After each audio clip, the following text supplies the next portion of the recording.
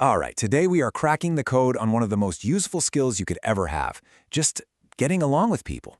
We're diving into Dale Carnegie's legendary book, How to Win Friends and Influence People, but you can think of this as the ultimate social playbook. We're going to turn his classic advice into 3 social superpowers you can start using, like, right now. Ready to level up your people skills?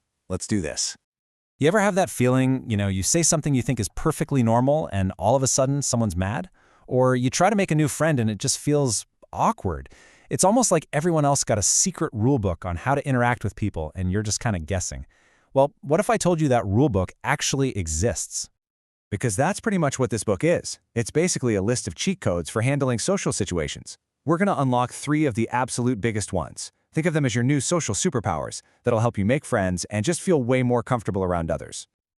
Okay, first up, we're starting with the big one, the foundation. If you can get this one thing right, seriously, everything else gets so much easier. This is the ultimate rule for just avoiding drama before it even starts. So, let's call our very first superpower the beehive shield. It's all about protecting yourself from one of the biggest, most common mistakes people make when they talk to each other. It's a super simple idea from Dale Carnegie, but man, it can save you a world of trouble. Okay, picture this. You want some honey. Delicious, sweet honey. What is the absolute worst, dumbest thing you could possibly do to get it? Yeah, you could kick the beehive. And what happens? You get 0 honey and a whole lot of angry bees stinging you. It's a really simple idea, right? But it's the perfect way to think about how we talk to people. And that's the rule. Carnegie says that criticizing people, condemning them, or complaining about them, well, that's exactly like kicking a beehive. It doesn't actually help them get any better. It just makes them angry and defensive. They're not going to listen to a word you say. They're just going to get ready to sting you right back. So why is that? Why doesn't it work? Well, it's all about pride. Criticism feels like a personal attack. Carnegie noticed that basically nobody, and I mean nobody, blames themselves for anything, even when they're totally in the wrong. So instead of thinking, maybe they've got a point, their brain immediately goes into defense mode. It starts making a list of all the reasons why you're the one who's wrong. It's just a total dead end. So just look at the difference here. It's pretty stark, right? When you criticize, you get hurt, angry, defensive people. You kick the beehive.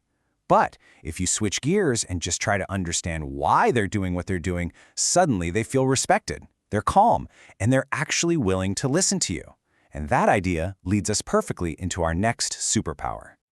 Okay, so you've put up your beehive shield. You're not kicking any beehives. Awesome start. But now what? How do you get people to actually, like you? The good news is, it is way, way easier than you think. Time to unlock superpower number 2, the friendship magnet. This one is all about drawing people to you without even trying that hard. And you don't have to be the funniest person in the room or the most popular. Nope. You just need 2 very simple but very powerful techniques. And here they are, just 2 simple steps to making a great first impression. The first one is a little trick that works in literally 5 seconds and can completely change how someone sees you. And the second one, it turns every single conversation into a fun little game. That's it. That's the trick. A real, genuine smile. I mean, think about it. A smile costs nothing, but it sends this huge, powerful message. It says, I like you, I'm glad to see you, I'm a friendly person. It is a universal signal that just instantly makes people relax and feel more comfortable around you. And here's part 2 of your friendship magnet superpower. Become a conversation detective. Your mission, should you choose to accept it, is to figure out what the other person is really into. How do you do that? You ask questions. You listen for clues. Do their eyes light up when they mention a video game, a band, a sport? As soon as you find a clue, ask more about it. People absolutely love to talk about the things they love. If you let them do most of the talking about their favorite stuff, they'll walk away thinking you are one of the best conversationalists they have ever met. All right, so we've covered how to not make people mad and how to get them to actually like you. But what about those times when you just don't agree? What happens when you can feel an argument brewing?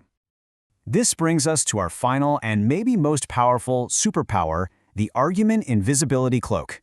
This thing lets you magically sidestep a fight and somehow come out ahead without ever having to argue. I know it sounds like something out of a fantasy book, but trust me, it's a very real strategy. So here it is, the big question, the one we all want to know the answer to. When you're in a disagreement and you just know that you are right, how do you win? How do you get the best of that argument? And here is Carnegie's brilliant and kind of shocking answer. The only way to win an argument is to avoid it completely. You can't win. It's impossible. This is a huge secret that most people go their entire lives without ever figuring out. I mean, really think about it. Let's say you argue and you prove beyond a shadow of a doubt that the other person is 100% wrong. What did you actually win? You made them feel small, you've hurt their pride, and now they probably resent you for it.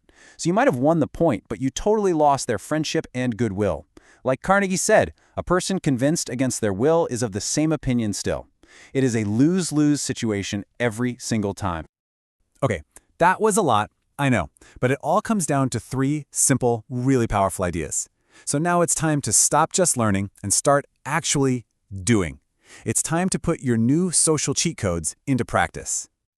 So let's recap. Your social superpowers are now officially unlocked. You've got the Beehive Shield to stop yourself from criticizing people. You've got the Friendship Magnet to offer a real smile and listen like a detective. And you've got the Argument Invisibility Cloak to just sidestep those pointless fights. Look, these tools aren't just things to read about. They're for using. The real magic happens when you actually test them out in the real world. So my final question to you is this. Which one of these superpowers are you going to try out first? Just pick one. Give it a shot this week and just see what happens.